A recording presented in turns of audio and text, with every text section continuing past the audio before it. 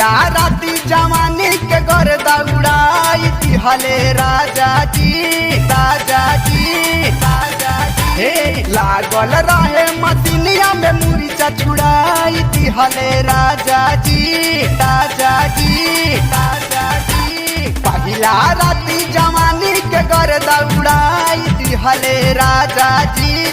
लागल रहे मसीनिया में मुरीचा छुड़ाई दिहले राजा जी हो चिकनाई दिहले राजा जी। नाए पलंगवा पलंगवा नाए पलंगवा रतिये में चरकाई दिहले राजा जी।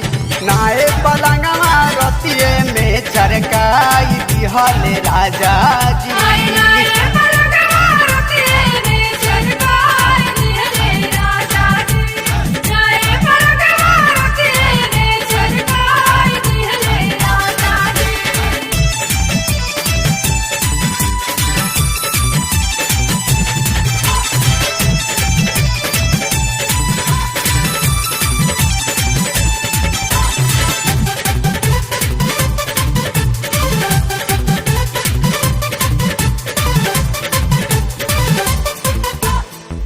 सोचानी की ससुरा जाके आई बड़ा मजा।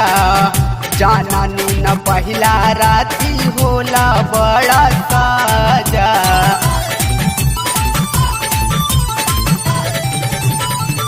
सखी सोचानी की ससुरा जाके आई बड़ा मजा।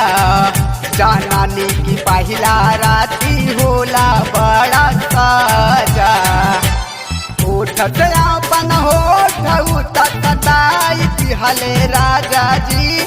केहू ना से ऊपर धीरे से लहंगा उठाई दिहले राजा जी हो सरकाई दिहले राजा जी। अरे नाए पलंगवा पलंगवा नाए पलंगवा रतिये में चरकाई दिहले राजा जी।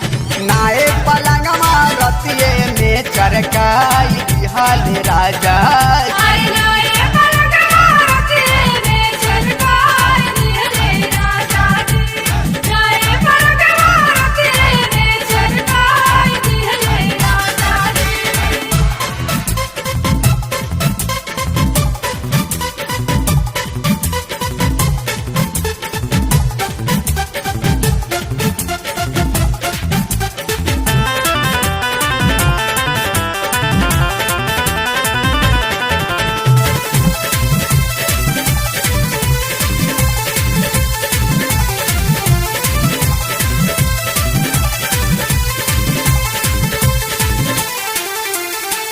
थाकी गईली हम सैया तानी को ना थकले।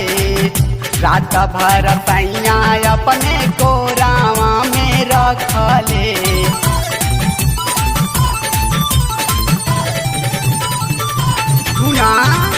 थाकी गईली हम सैया तानी को ना थकले। रात भर सैया अपने को रावा में रखले। पहिला राती ओला पाटी खिलाई दिहले राजा जी। रसगर जवानी के पानी सगरी गिराई दिहले राजा जी वो ढरकाई दिहले राजा जी। नाए पलंगवा पलंगवा नाए पलंगवा रतिये में चरकाई दिहले राजा जी। नाए पलंगवा रतिये में चरकाई दिहले राजा जी।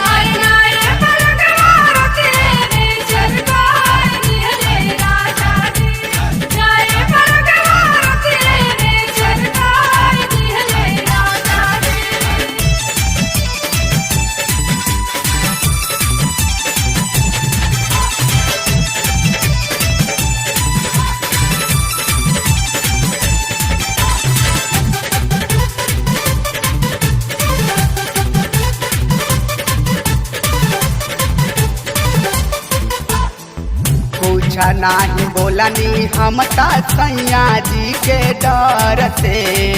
दूर दिहल पालन जावन मिलल नाई हार से।